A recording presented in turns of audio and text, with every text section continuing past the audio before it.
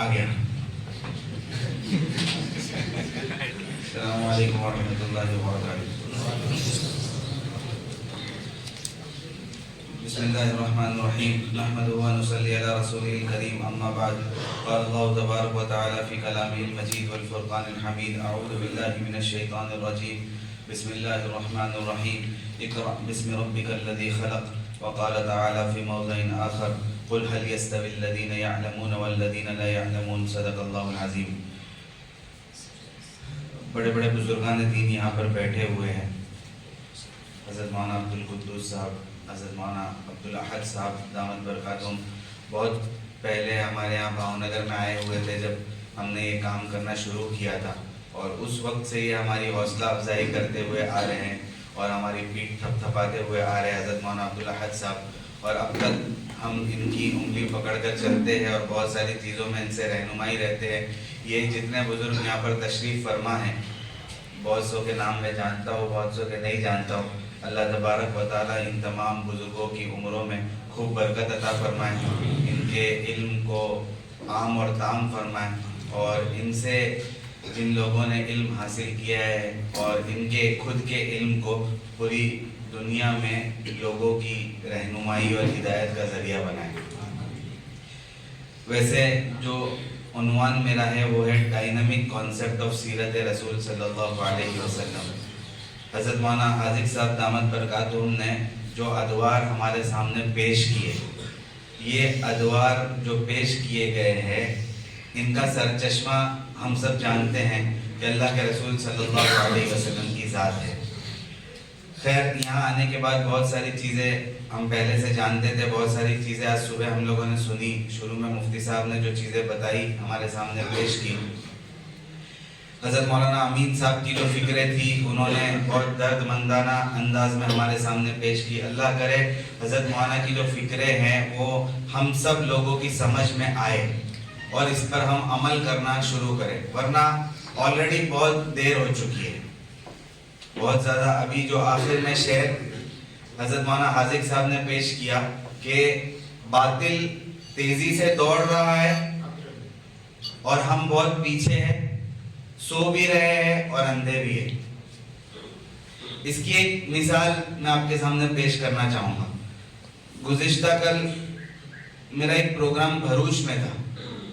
भरूच कितना दूर है यहाँ से, कितने किलोमीटर होगा?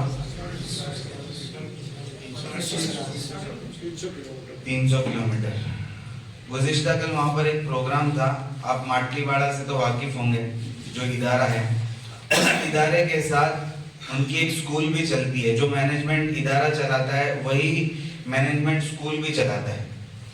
तो वो जो स्कूल था वहाँ पर एक प्रोग्राम था और ये प्रोग्राम का उन्वान था, ये कल का मेरा टॉपिक था, ग्रास टू ग्रेस। मैं आप लोगों को ये इस वजह से बता रहा हूँ कि उन लोगों ने ये प्रोग्राम मुनाकिद किया था, ये उनका विजन था। आप देख सकते हैं, ये उनके जो कार्ड उन्होंने बनाया था उसका एक हिस्सा मैंने पेश किया है। क्या नजर आ रहा है आपको जी? वर्ल्ड भरूची वोहरा फेडरेशन उनका चलता है और उन लोगों ने ये प्रोग्राम मुनाकिद किया था। वो एक जवानों के लिए उन लोगों ने एक फेस्टिवल का नाम उन्होंने दिया था। प्रोग्राम का नाम था यूथ फेस्टिवल, ठीक है, और उसके नीचे एक साल दिया हुआ है, आप देख सकते हैं 2023 जो अभी का साल अभी जो शुरू हुआ, और सामने एक विजन उन्होंने बनाया है, आपने देखा क्या दिख रहा है उसके नीचे आपको? 100 बिलियनर्स। यानी उनका विजन है कि 2035 तक उनको 100 बिलियनर्स बनाने हैं। 100 बिलियनर्स। बिलियनर्स जानते हैं ना? बिलियनर्स जानते हैं? करोड़ोंपति, अब्जोपति। बिलियनर्स कोई तादाद नहीं है उसकी, लामहदूद, बहुत मालदार पैसे वाले लोग, एंटरप्रेन्योर्स, ये पैदा करना चाहते हैं। तो अब हमारा क्या नजरिया है? इनका ये اس طریقے سے پروگرام کرنا صحیح ہے غلط ہے؟ یہ مادیت کی طرف دعوت دے رہے ہیں، میٹیریلسٹک چیزوں کی طرف دعوت دے رہے ہیں، ان کا بچوں کو اس چیز کی طرف بلانا صحیح ہے غلط ہے کیا ہے؟ کیا کہیں گے ہم اس کو؟ میں تھوڑا مطلب یہ روایتی جو چیزیں ہمارے سامنے آ چکی ہے اس سے تھوڑی ہٹ کر بات کرنا چاہ رہا ہوں تاکہ آپ لوگ بھی انوالو ہو. تو یہ جو نظریہ ہے، یہ جو ان لوگوں نے ویژن کریٹ کیا ہے، آپ لوگ کیا کہیں گے اس کو؟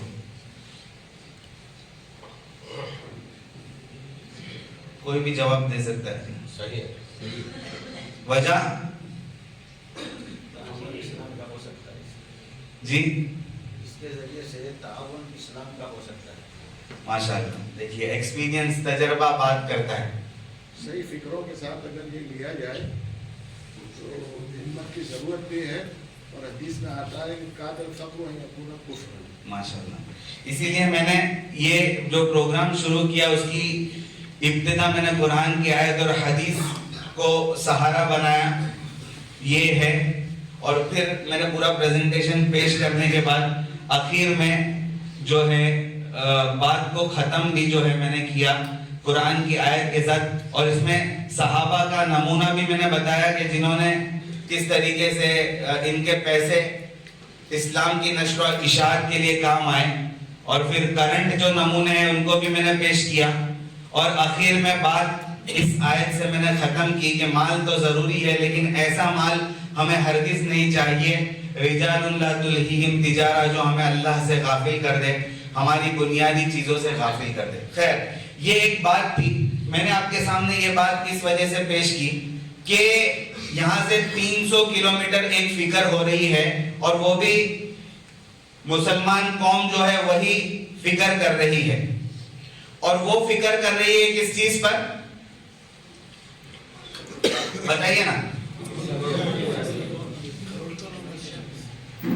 دیکھیے کروڑ پتی بنانا اس کو ایک دوسرے پرسپیکٹیو اور دوسرے ناحیے سے اگر سمجھیں گے کہ یہ انٹرپرینرز جو ہوتے ہیں یہ حقیقت میں کنگ میکرز ہوتے ہیں. جو آگے ہمیں بڑے بڑے قائد نظر آ رہے ہیں، میں نام لیے بغیر آپ کو بتاتا ہوں، ان کے پیچھے جو ہوتے ہیں جن کا مال اصل میں لگتا ہے یہ کنگ میکرز ہوتے ہیں، اور یہی بنیاد بنتا ہے ان کی حکومتوں کو چلانے کے پیچھے. اب یہ ویژن دیکھیے آپ لوگوں کو کہ 300 کلومیٹر آگے ایک قوم ہماری ہی مسلمان قوم بیٹھی ہوئی ہے جو اس بات کی فکر کری. اچھا انہوں نے 500 نوجوان بچوں کو جمع کیا تھا، اور وہ 500 نوجوان بچے جو 12ویں اور گریجویشن کر چکے ہیں، جس میں سے تقریباً 350 کے قریب لڑکے تھے اور 150 لڑکیاں تھیں. صرف بھروچ علاقے کے لوگوں کو انہوں نے وہاں کے بچوں کو جمع کیا تھا، اور وہاں کے بچے جو گریجویشن 12ویں کر چکے ہیں، نیٹ اور جی مینز وغیرہ کی سب تیاری کر چکے ہیں، بہت سارے لوگ کوالیفائڈ ہو چکے ہیں، سی اے کی ایگزامز بہت سارے لوگوں نے وہاں پر بچوں نے دے دیے. ایسے سب بچوں کو جمع کیا تھا، اور ان لوگوں نے ان لوگوں ہمارے ذریعے سے جو سپیکرز آئے تھے ان کے ذریعے سے ان کو ایک ویژن کیسے کریٹ کیا جاتا ہے وہ سکھایا. 1 مہینے کا ان کو وقت دیا ہے. 1 مہینے کے وقت کے بعد ان کو اپنے بزنس آئیڈیاز لے کر ان کے پاس واپس جانا ہے وہ کمیٹی کے پاس، اور اپنے بزنس آئیڈیاز ان کے سامنے ان کو پیش کرنے ہیں. جن کا آئیڈیا ان کو ایسا لگے گا کہ یہ فیزیبل ہے، یعنی کام آ سکتا ہے، یہ کچھ اس کے پیچھے بیکنگ ہے، ان کو وہ لوگ سپورٹ کریں گے ہر اعتبار سے، اور ان کا بزنس کیسے آگے بڑھے اس کی وہ لوگ فکر کریں گے. میں آپ کو صرف یہ سمجھانے کی کوشش کر رہا ہوں کہ فاصلہ بہت کم ہے، بہت زیادہ فاصلہ نہیں ہے، لیکن وہاں ہماری ایک قوم یہاں تک پہنچ گئی کہ وہ اس بات کی فکر کر رہی ہے کہ اب پڑھائی اور لکھائی اور جتنی چیزیں ایجوکیشن کی لیول کی ہو سکتی تھی اس کے بعد اب ہمارے بچوں کو کیا کرنا ہے. اور ہم لوگ یہاں پر بیٹھے ہیں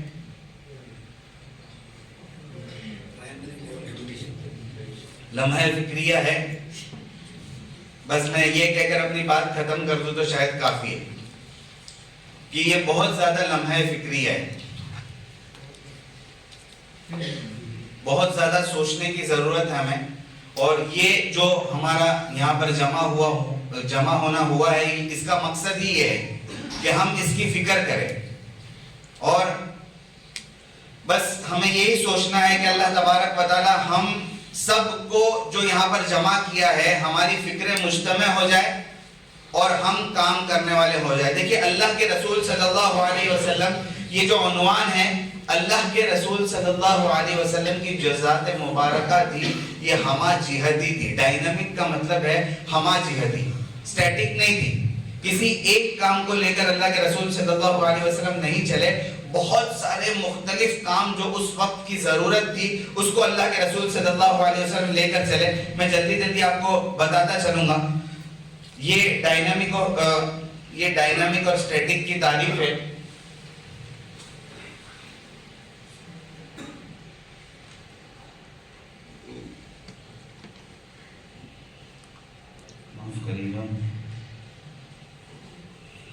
ڈائنامک اور اسٹیٹک کی تعریف جو ہے وہ یہی ہے کہ اللہ کے رسول صلی اللہ علیہ وسلم جو تھے وہ ہما جہتی شخصیت تھی. اللہ کے رسول صلی اللہ علیہ وسلم کی جو ذات مبارکہ تھی، اللہ کے رسول صلی اللہ علیہ وسلم کی شخصیت ہما جہتی تھی. اللہ کے رسول صلی اللہ علیہ وسلم نے وقت کے اعتبار سے چیزیں ضروری تھی اس کو کیا.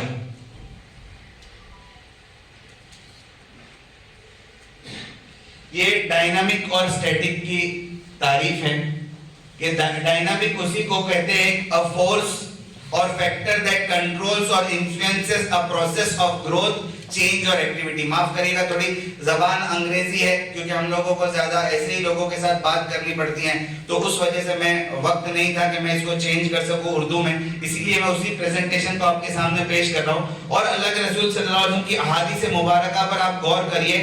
وقت اور حالات کے مطابق سوال کرنے والا بھی جو اللہ کے رسول کے پاس آتا تھا، اس شخص کی شخصی حالت کو دیکھ کر اللہ کے رسول صلی اللہ علیہ وسلم جواب دیتے تھے. اسی وجہ سے بہت ساری احادیث، آپ لوگ اہل علم ہیں، آپ کو معلوم ہی ہے کہ جب کوئی شخص اللہ کے رسول صلی اللہ علیہ وسلم کے پاس آ کر سوال کرتا تھا کہ کون سا اسلام بہتر ہے، اللہ کے رسول حالات، وقت اور اس کی شخصی حالت کو دیکھ کر جواب دیتے تھے. اسی وجہ سے جواب میں فرق آتا تھا. کسی کو اللہ کے رسول صلی اللہ علیہ وسلم کہتے تھے کہ جہاد کرنا، کسی کو کہتے تھے کہ والدین کی خدمت کرنا، کسی کو کہتے تھے اللہ کے رسول صلی اللہ علیہ وسلم بھوکوں کو کھانا کھلانا. اس کی وجہ یہی ہے کہ اللہ کے رسول صلی اللہ علیہ وسلم کی نظر مبارک جو تھی یہ تمام چیزوں پر تھی. وقت اور حالات کو اللہ کے رسول صلی اللہ علیہ وسلم اچھی طریقے سے سمجھتے تھے. اسی وجہ سے اللہ کے رسول صلی اللہ علیہ وسلم نے مکی اور مدنی دور میں جن چیزوں کی ضرورت پڑی ان کے اوپر اللہ کے رسول نے کام کیا. یہ آپ کی ڈائنامک پرسنالٹی تھی. اسی وجہ سے 4 بنیادی چیزیں اور 4 بنیادی کام جو اللہ کے رسول صلی اللہ علیہ وسلم نے مکہ مبارکہ میں کیے وہ یہ تھے. توحید پر اللہ کے رسول صلی اللہ علیہ وسلم نے کام کیا. انسانی اقدار، ہیومن ویلیوز پر اللہ کے رسول صلی اللہ علیہ وسلم نے کام کیا. ہیومن سروسز، خدمت کا جو کام مکہ مکرمہ میں سب سے زیادہ ضروری تھا وہ اللہ کے رسول صلی اللہ علیہ وسلم نے کیا. اور اس وقت کے جو سلگتے مسائل تھے، برننگ ایشوز تھے، اللہ کے رسول نے ان کے اوپر کام کیا مکہ میں. اور مدینہ میں آپ دیکھیں گے جب اللہ کے رسول مدینہ پہنچے، وہاں پر اس وقت کے اعتبار سے جو کام ضروری تھا اللہ کے رسول نے وہ کیا. ون امہ کانسیپٹ، ایک امت کا کانسیپٹ اللہ کے رسول نے وہاں پر پیش کیا. کیوں؟ کیونکہ وہاں پر یہودی بھی تھے، وہاں پر نصرانی بھی تھے، وہاں پر دوسرے مذاہب کے لوگ تھے. تو ایک امہ کی کیا اہمیت اور ضرورت ہے اللہ کے رسول نے مدینہ میں جا کر بتلائی. اکونومیکل اپلفمنٹ، فائنینشیل اعتبار سے امت کو اوپر کیسے لانا ہے، اللہ کے رسول صلی اللہ علیہ وسلم نے یہ بتلایا. غزوہ بدر کیوں ہوا؟ کوئی غزوہ بدر بنیادی وجہ غزوہ بدر کی اللہ کے رسول صلی اللہ علیہ وسلم ابو سفیان کے قافلے پر حملہ کرنے جا رہے تھے. کیوں؟ کیونکہ اس وقت اللہ کے رسول صلی اللہ علیہ وسلم کو قافلے کے مال کی جو انہوں نے مکہ میں ان مہاجرین کا لوٹ لیا تھا اس کی ضرورت تھی. اکونومیکل اپلفمنٹ کی ضرورت تھی اس وقت. اللہ کے رسول نے اس کو بنیاد بنایا. ٹھیک ہے. پولیٹیکل سیاسی چیزوں کی ضرورت تھی، یہ اللہ کے رسول صلی اللہ علیہ وسلم نے مدینہ مبارکہ میں کی، اور ایک نیو سیویلائزیشن، ایک پوری نئی تہذیب جو ہے یہ لوگوں کے سامنے پیش کرنی تھی۔ اسلام جو ہے اب عرب سے نکل کر عجم میں پھیلنے والا تھا، اس کو ایک مستقل سیویلائزیشن کی صورت میں لوگوں کے سامنے پیش کرنا تھا۔ یہ مکمل کام اللہ کے رسول نے کیا، اور اس کی تفصیل ہے، میں بھی تفصیل میں نہیں جانا چاہوں گا کہ توحید میں اللہ کے رسول صلی اللہ علیہ وسلم نے کیا کیا، توحید ربوبیت پر کیسے کام کیا، توحید الوہیت پر، توحید الاسماء والصفات، یہ تمام چیزوں پر اللہ کے رسول صلی اللہ علیہ وسلم نے مکہ مکرمہ میں کام کیا۔ ہیومن ویلیوز آئیے تو اس کی مکمل تفصیل ہے کہ ہیومن ویلیوز پر اللہ کے رسول صلی اللہ علیہ وسلم نے کس طریقے سے کام کیا، اس وقت کیا ایتھکس اور کیا مورلز کی ضرورت تھی، اللہ کے رسول صلی اللہ علیہ وسلم نے مکہ مکرمہ میں اس وقت کیسے کام کیا۔ ہیومن سروسز، خدمات جو ہے یہ کتنی زیادہ اہمیت کی حامل تھی، مکہ میں خدمت کے ذریعے سے دل جیتے جاتے تھے، ایمان پھیلتا تھا، اللہ کے رسول نے اس کو بنیاد بنائی، اور اس کے ذریعے سے اسلام کی اشاعت کا کام مکہ مکرمہ میں اللہ کے رسول صلی اللہ علیہ وسلم نے کیا۔ برننگ ایشوز جو تھے، جتنے بھی جو الگ الگ سلگتے مسائل تھے، چاہے وہ پولیٹیکل مسائل ہو، اکانومیکل مسائل ہو، سوشل مسائل ہو، مذہبی اعتبار سے اور تعلیمی مسائل ہو، جس کی ضرورت مکہ میں تھی، اللہ کے رسول صلی اللہ علیہ وسلم نے ان کاموں کو مکہ میں کیا۔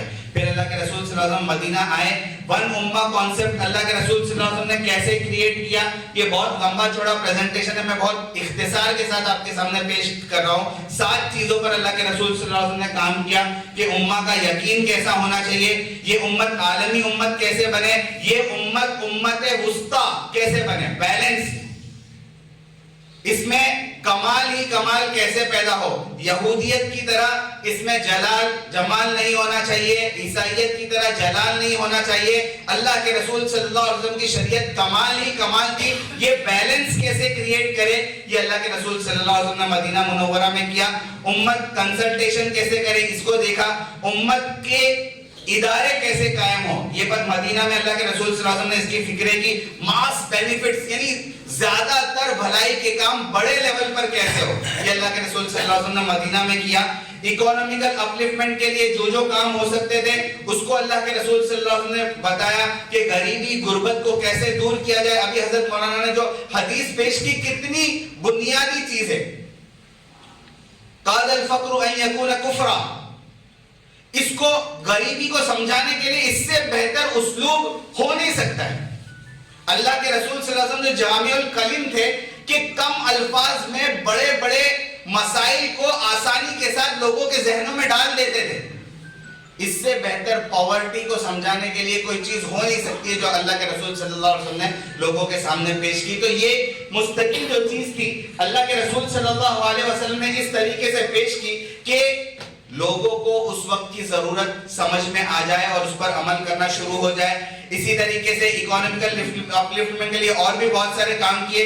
پولیٹیکل میجرز جو ہے ایک سیاسی خاکہ بنانا تھا، لوگوں کے سامنے پیش کرنا تھا، سیاست بھی دین کا حصہ ہے، یہ ہمیں سمجھنا بہت زیادہ ضروری ہے۔ ہماری جو بہت ساری پسماندگی کے اسباب ہے اس میں ایک یہی ہے کہ ہمارے پاس کوئی سیاسی قائد اور رہنما موجود نہیں ہے۔ تو اللہ کے رسول صلی اللہ علیہ وسلم نے اس کا کام بھی مدینہ منورہ میں آ کر کیا۔ کلچر اور سیویلائزیشن کو اللہ کے رسول صلی اللہ علیہ وسلم نے وہاں پر پورا جو جس چیز کی ضرورت تھی اللہ کے رسول صلی اللہ علیہ وسلم نے اس کو بلڈ کیا۔ خیر اختصار کے ساتھ صرف یہ بتلانا مقصود ہے کہ اللہ کے رسول صلی اللہ علیہ وسلم کی ذات مبارکہ جو تھی یہ ہمہ جہتی تھی، جس وقت جس چیز کی ضرورت تھی، جس چیز کی اہمیت تھی، اللہ کے رسول صلی اللہ علیہ وسلم نے ان کاموں پر فوکس کیا۔ ہم سمجھیں کہ ہمیں کن چیزوں کی ضرورت ہے اور ہمیں اب کیا کرنا ہے۔ اللہ کے رسول صلی اللہ علیہ وسلم کی جو لیڈرشپ کوالٹیز تھی یہ عجیب و غریب تھی۔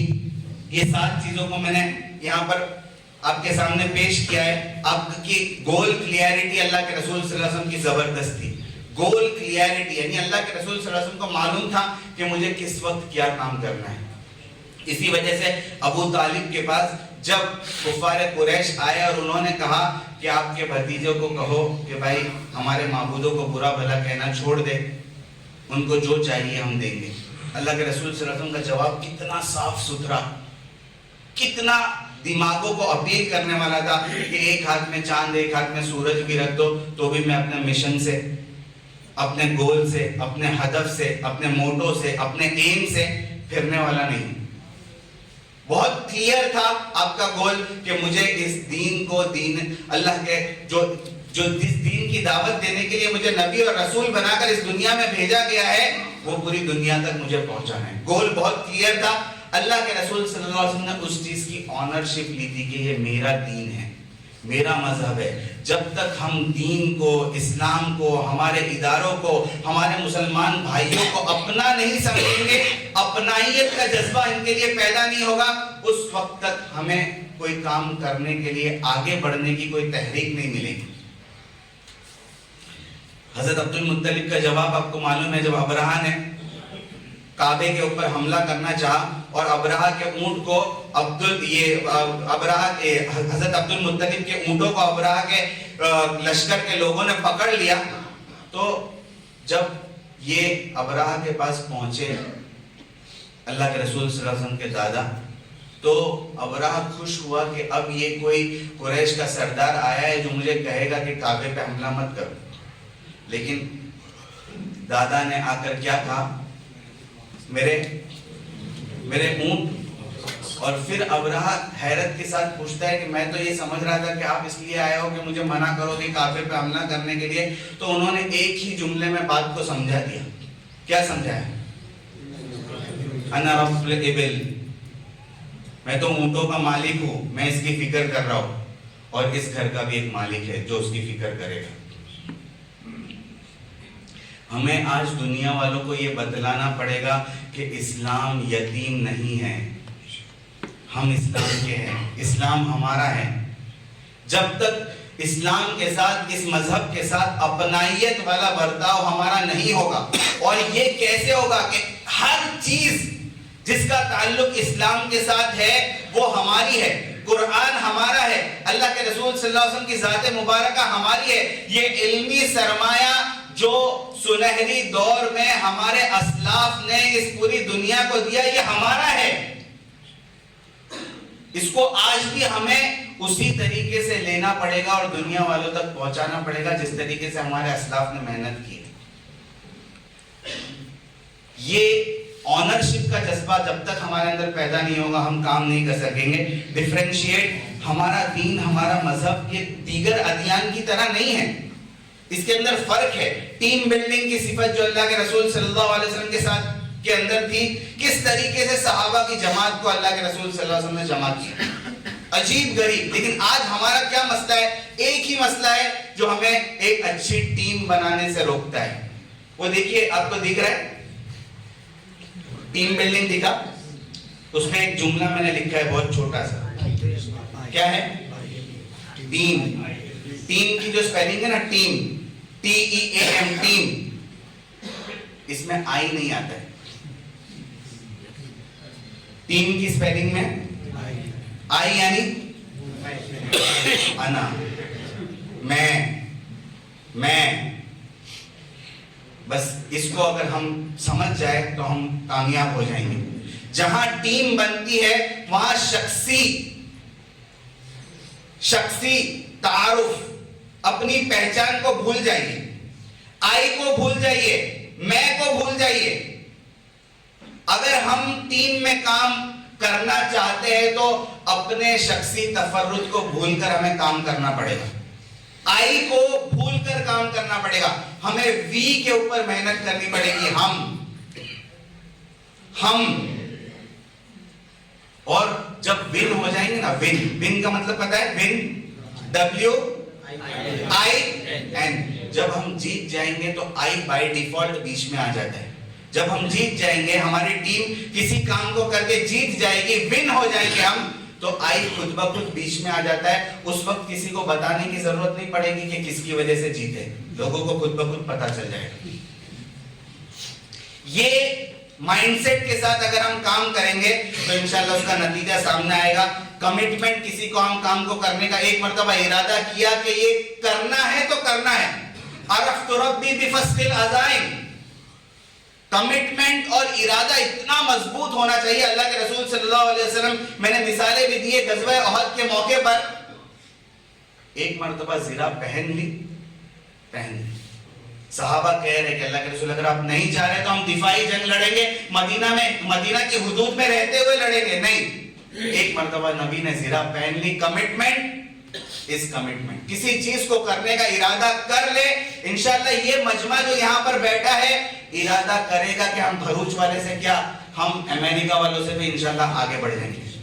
تو یہ ارادہ مضبوطی کے ساتھ کریں گے کہ قرآن اور حدیث کو اپنی مشعل راہ بنا کر جس چیز کی ضرورت ہے عصری علوم کے میدان میں وہ انشاءاللہ ہم سب کریں گے. کمٹمنٹ انشاءاللہ سب کرتے ہیں, اللہ تعالیٰ قبول فرمائے. ڈسپلن بہت زیادہ ضروری ہے, کنسسٹنسی بہت زیادہ ضروری ہے. ان چیزوں کے ساتھ اگر ہم کام کریں گے اللہ تبارک و تعالیٰ ہمیں کامیابی ضرور عطا فرمائے گا. اور العلماء ورثۃ الانبیاء, علماء کی رہبری میں کام کرنا ہے. علماء کو چھوڑ کر کوئی کام ہم نہیں کر سکتے, کیونکہ یہی لوگ ہیں جو ہمیں بتائیں گے کہ قرآن اور حدیث کی صحیح رہنمائی کیا ہے, قرآن اور حدیث ہمیں کیا سکھاتے ہیں, اور ان کی رہنمائی میں ہمیں ان کی انگلیاں پکڑ کر چلنا ہے. علماء کی رہبری میں چلنا ہے, یہ جس طریقے سے بتاتے ہیں اس کو سیکھتے ہوئے ہمیں چلنا ہے. ان چیزوں کو سامنے رکھتے ہوئے اگر ہم کام کریں گے اللہ تبارک و تعالیٰ ہمارے کاموں میں کامیابی عطا فرمائیں گے. بس آخر میں ایک سوال کے ساتھ آپ کو چھوڑنا چاہتا ہوں. If not us, who? اگر یہ کام ہم نہیں کریں گے تو کون کرے گا؟ اور if not now, when? اگر اب بھی وہ کام کرنے کا وقت نہیں آیا ہے تو پھر کب آئے گا؟ بس یہ اگر ہم سوچ لیں تو ہمارے لیے بہت بڑی بات ہو جائے گی. اللہ تبارک و تعالیٰ ان چند باتوں پر عمل کرنے کی توفیق عطا فرمائے. پھر سے ایک مرتبہ میں حضرت مولانا امین صاحب کا, حضرت مولانا ابو بکر صاحب کا, یونیک کی پوری ٹیم کا ماشاءاللہ. دیکھیے آؤٹ آف دا باکس جب لوگ کام کرتے ہیں تو اس میں تکالیف آتی ہے, ہٹ کر کریٹیوٹی والا, کریٹیکل تھنکنگ والا کام کرتے ہیں. حضرت مولانا جو محنت کے ساتھ, مشقت کے ساتھ, کوشش کے ساتھ کام کر رہے, اللہ تبارک و تعالیٰ ان کی عمروں میں برکت عطا فرمائے.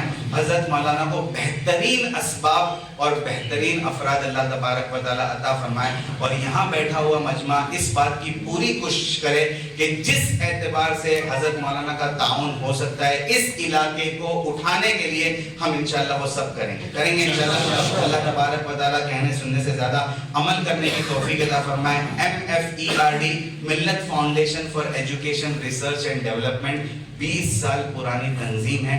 ہمارا کام صرف یہ ہے کہ ایگزسٹنگ مسلم مینجمنٹ ادارے جتنے بھی ہیں ان کو کیسے مضبوط کیا جائے, ان کو کیسے رہنمائی, ہم ایک دوسرے کے ساتھ مل کر کیسے کام کریں. اس کی وجہ سے 20 سالوں سے الحمدللہ ہمارے صدر ڈاکٹر مشتاق صاحب یہاں پر بیٹھے ہوئے ہیں. آپ ان کی باتوں کو سنیں گے, ان کی درد کو آپ محسوس کریں گے, کس درد کے ساتھ, کس فکر کے ساتھ وہ امت کے لیے کام کر رہے ہیں, اور ان کے ساتھ جڑ کر ہم کچھ ٹوٹی پھوٹی محنت کر رہے ہیں. 20 سالوں سے یہ محنتیں ہو رہی ہے. گزشتہ آخر میں یہاں احمد آباد میں ہمارا کانفرنس ہوا تھا نومبر میں, اسی وقت حضرت مولانا امین صاحب وہاں پر تشریف لائے تھے. انہوں نے کہا تھا کہ آپ کو یہاں آنا ہے اور یہاں پر علاقے کے کچھ ذمہ دار حضرات کے ساتھ باتیں کرنی ہے. تو اسی وقت یہ فکریں سامنے آئی تھی اور ہم لوگوں نے ڈاکٹر مشتاق صاحب نے آنے کا ارادہ کیا. اللہ تبارک و تعالیٰ ان کے آنے کو قبول فرمائے اور ان کی فکروں کو ہم تک منتقل فرمائے, اور ان کی فکروں کی برکت سے اللہ تبارک و تعالیٰ